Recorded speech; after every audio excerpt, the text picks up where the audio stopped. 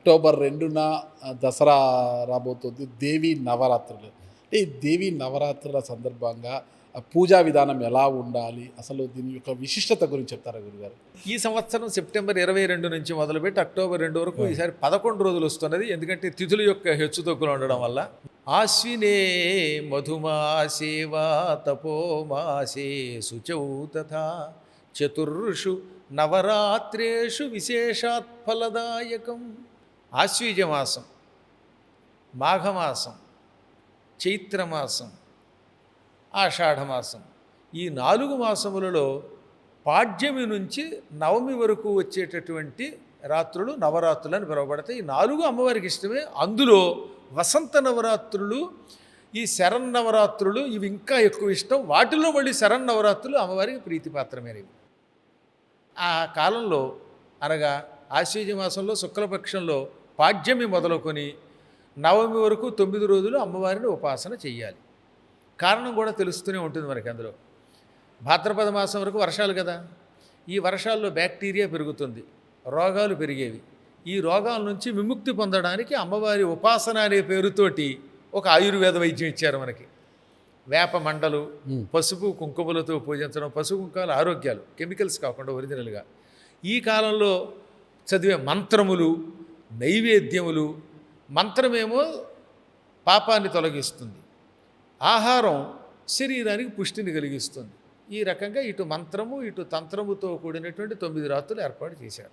రేపటి నుంచి నేను అమ్మవారిని ఉపాసిస్తున్నాను, నవరాత్రి దీక్ష తీసుకుంటున్నాను అని సంకల్పించాలి. పాడ్యమి నాడు పొద్దున్నే పవిత్రంగా హాయిగా శుచిగా స్నానం చేయాలి. స్త్రీవాత పురుష, స్త్రీ లేక పురుషుడు, ఏ ఆశ్రమం వాళ్ళైనా, 4 ఆశ్రమాలు, అసలు మన కులాలు లేవండి. కులాలు వీళ్ళు తర్వాత సృష్టించారు. కానీ మనకు 4 ఆశ్రమాలు, బ్రాహ్మణ, క్షత్రియ, వైశ్య, శూద్రులు. వీళ్ళలో ఎవరైనా సరే దీక్ష స్వీకరించవచ్చు. వీళ్ళు ఒక చేతికి పూజించినటువంటి ఒక కంకణం ధరిస్తారు.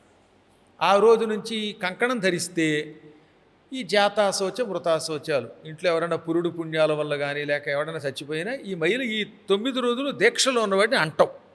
ఇలా దీక్షా కంకణ ధారణ చేసి ఇంట్లో పీఠం పెట్టుకుని ఓ పూజామందిరమో లేకపోతే హాల్లోనో ఓ మండపం వేసుకుని ఆ మండపంలో కలశం పెట్టుకుని అర్చన చేసుకోవాలి.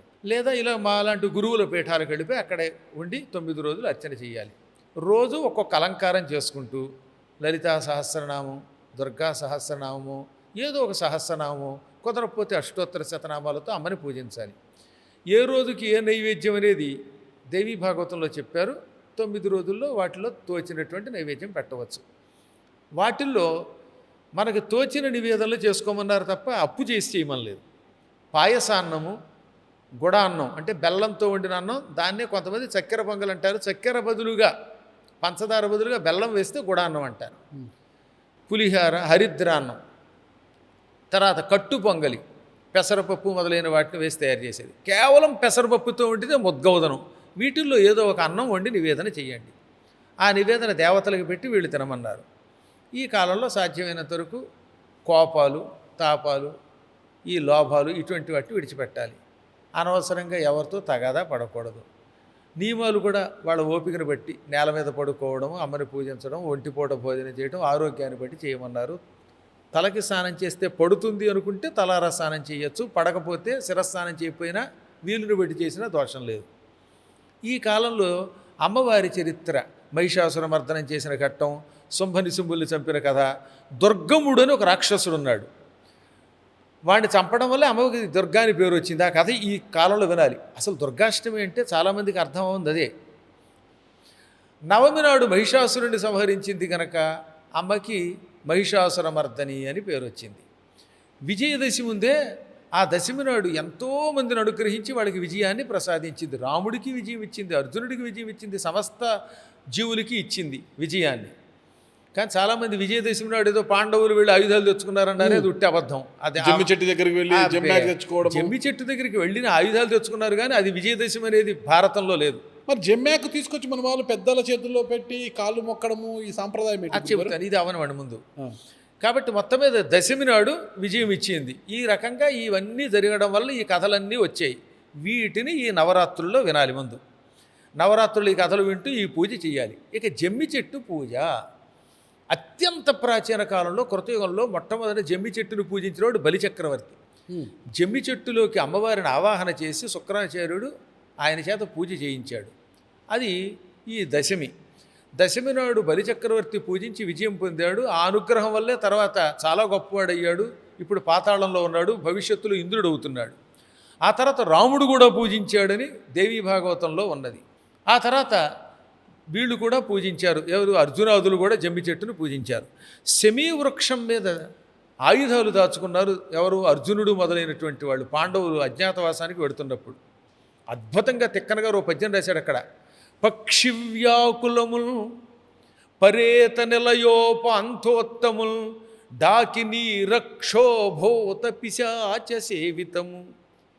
పాండవులు విరాటరాజు గారు కొలువులోకి వెడుతున్నప్పుడు శ్మశానంలో ఓ పెద్ద చెట్టు చూచారు. అది శమీ వృక్షం. పెద్ద పెద్ద కొమ్మలతో, శాఖోపశాఖలతో, పక్షులతో, భూతప్రేత పిశాచాలతో ఉన్నది. ఈ చెట్టు మీద ఆయుధాలు దాస్తే ఈ చెట్టు దగ్గరికి ఎవడు రాలేడు, వచ్చినా చెట్టు ఎక్కలేడు, ఎక్కినా ముళ్ళు గుచ్చుకుంటాయి, పైగా కనపడదు, గుబురుగా ఉంది అని ఆయుధాలన్నీ కట్టగట్టి అక్కడ దాచారు. ఆ తర్వాత వాళ్ళు ఏం చేశారు? కృతజ్ఞతగా, ఆహా, ఈ చెట్టు వల్ల కదా మనకి ఇంతకాలం ఆయుధాలు దాచబడ్డాయి, కాబట్టి దీనిలోకి అమ్మవారిని ఆవాహన చేసి పూజిద్దామనే కోరిక కలిగి దాన్ని పూజించారు. అలా పూజించడం వల్ల వాళ్ళకి విజయం లభించింది. అప్పటి నుంచి శమీ వృక్షాన్ని పూజించడం మొదలుపెట్టాం. ఈ విధంగా యుగయుగాలుగా శమీ వృక్షంలోకి అమ్మవారిని ఆవాహన చేసి పూజించడం అనే ఒక ప్రక్రియ వచ్చిందనమాట. కానీ చిత్రం ఏంటంటే, అర్జునుడు విజయదశమి నాడు యుద్ధానికి వెళ్ళాడు. ఆ రోజు అవి సినిమా కథలు. విజయదశమి నాడు యుద్ధానికి వెళ్ళలేదు. ఎలా చెబుతున్నారు నన్ను అడగండి. తిక్కన గారు భారతంలో స్పష్టంగా రాశారు, సంస్కృతంలో ఉన్నదానికి అనువాదం. దుర్యోధనుడు గోగ్రహణానికి ముహూర్తం పెట్టుకున్నాడు. దక్షిణం వైపున్న ఆవులు ఒకరోజు, ఉత్తరం వైపున్న ఆవులు మరొక రోజు పట్టుకునేటట్టుగా. భారతంలో పద్యం ఏమిటో తెలుసా? బహుళాష్టమి నేతడు సన్నహనముతో పశుల బట్టు నవమిని మన గోగ్రహణమని నిశ్చయించిన అహికేతను పలుకులకు మహాహ్లాదమునన్.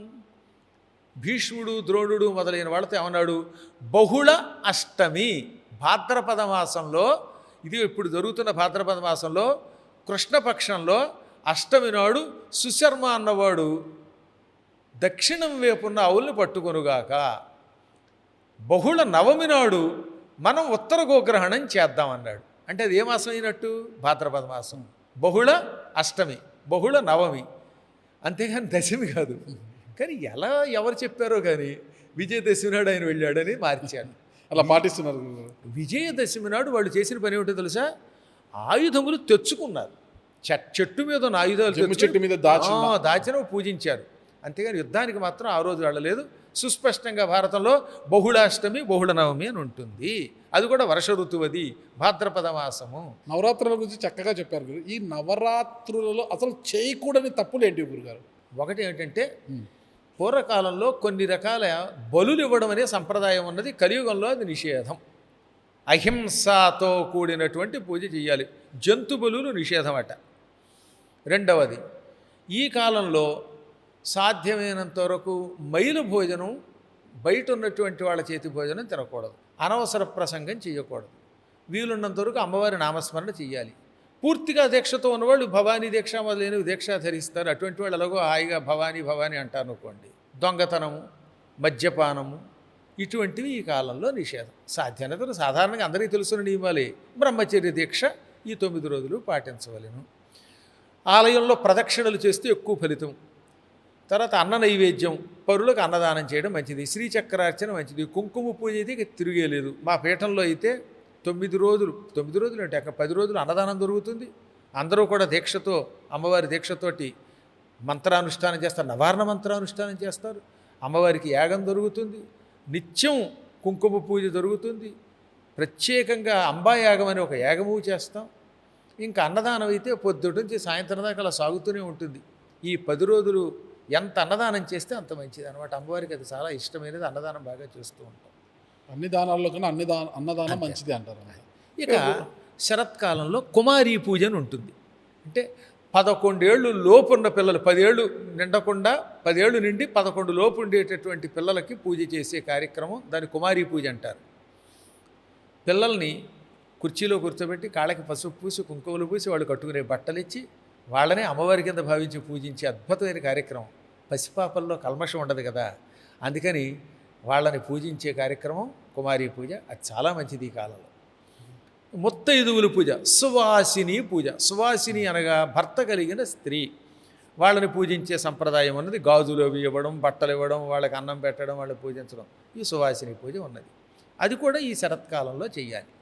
9 రోజుల పాటు దేవీ భాగవతాన్ని 18,000 శ్లోకాలతో కూడిందని పారాయణ చేయాలి. ఈ పారాయణ ఫలితం యజ్ఞ రూపంలో ప్రజలకు అందివ్వాలి. ఇవన్నీ కూడా ఈ దీంట్లో ఒక భాగాలు.